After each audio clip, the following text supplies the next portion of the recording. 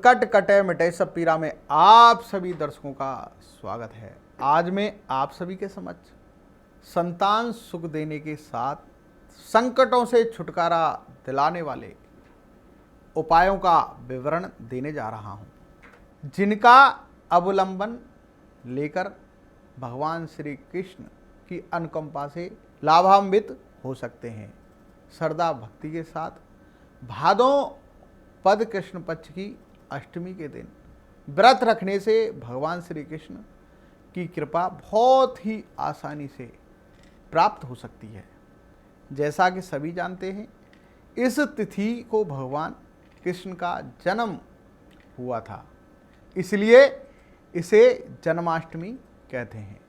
परंतु यह तिथि अपने आप में इसलिए भी महत्वपूर्ण है कि इस तिथि को योग माया का भी माता यशोदा के घर में प्रकट हुआ था, जो कंस को श्राप देने के बाद विंध्य पर्वत पर विराजमान हुई। आज भी माता विंध्यवासिनी के रूप में वे सभी श्रद्धालु भक्तों का कल्याण कर रही हैं। आज मैं आपको यह गूढ़ रहस्य से परिचित करा देना चाहता हूं कि इस पावन तिथि पर यदि किसी विशेष संकल्प के साथ व्रत किया जाए तो भगवान कृष्ण की अनुकंपा के साथ माँ विंध्यवासिनी का भी आशीर्वाद आपको मिलता है, जिससे बड़ी आसानी से संतान सुख की बाधा समाप्त हो जाती है तथा अनेक संकटों का निवारण भी हो जाता है। वैसे तो भगवान श्री कृष्ण स्वभावतः ही परम दयालु और भक्तों का सदा कल्याण करने वाले जगत के गुरु हैं, इसलिए सुख तथा समृद्धि की प्राप्ति के लिए सभी भक्त गण इस तिथि पर व्रत रखते हैं और उनका जन्मोत्सव धूमधाम से मनाते हैं।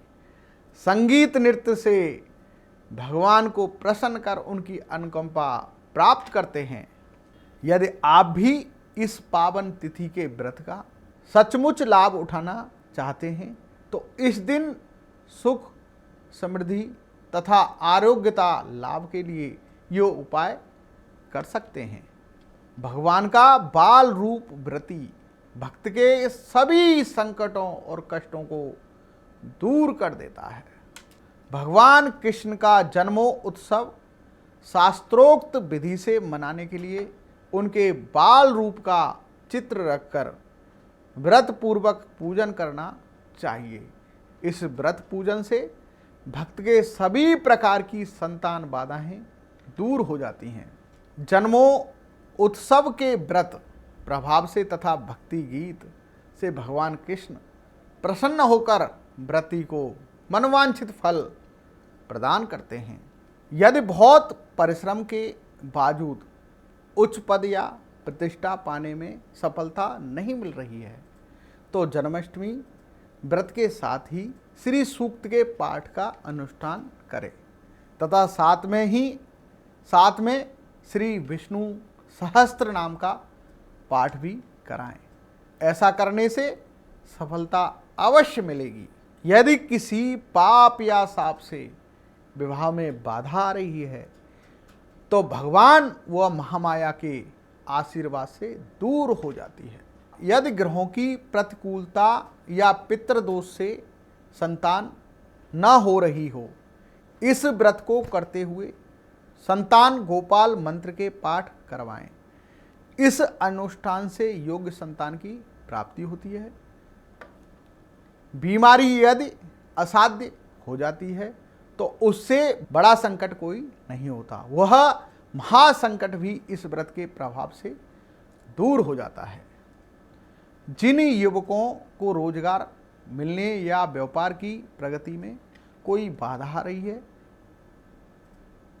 तो वे जन्माष्टमी का निर्जला व्रत रखकर रात्रि 12 बजे भगवान का जन्मोत्सव मनाकर जल ग्रहण करें तथा प्रसाद वितरण करें, उन्हें अवश्य सफलता मिलेगी।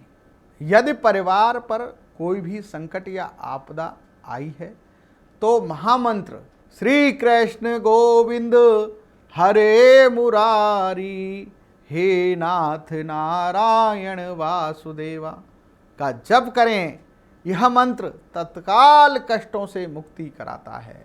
जिन लोगों की संतान पढ़ाई लिखाई में कमजोर है, वो जन्माष्टमी व्रत रखते हुए श्री विष्णु सहस्त्र नाम का पाठ करें, अवश्य लाभ मिलेगा। जीवन में सुख, समृद्धि और सम्मान पाने के लिए जन्माष्टमी व्रत रखते हुए जरूरतमंदों को भोजन कराने का बहुत महत्व है। यदि पारिवारिक कलह से बहुत परेशानी हो रही है तो जन्माष्टमी के दिन ग्वाल बालों के साथ माखन खाते हुए वाली तस्वीर घर में स्थापित करें। घर से कलह की विदाई हो जाएगी। दर्शकों, आपके समक्ष मैंने जो भी उपाय बताए हैं उनका सहारा लेकर लोग सनातन काल से लाभ उठाते आ रहे हैं। आशा है लाभान्वित होंगे।